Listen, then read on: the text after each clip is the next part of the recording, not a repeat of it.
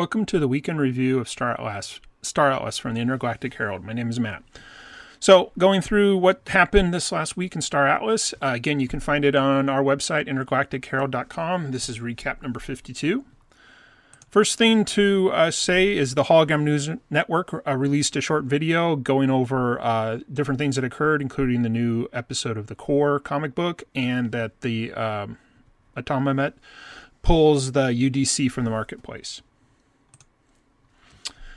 Metaverse Nomads do their 85th live stream on Sunday, so you can go ahead and listen to them recap the news and give their discussion on it.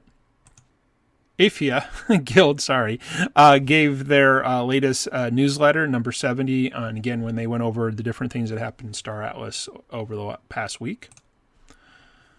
Gladiator posted a short video where he looks at the latest images that have been released by Star Atlas, talking about one of the landing pads.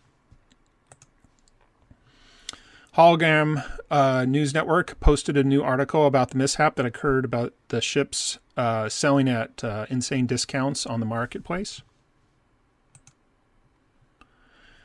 Gladiator published another video where he went over the Visa Solo in a grayscale review in the Star Atlas showroom. Gladiator did another video where he talks about getting your system and your internet ready to play Star Atlas in the future. The Hologram published an article reviewing the club's bot Jeeves, who helps you supply your ships that are in the score or the faction fleet.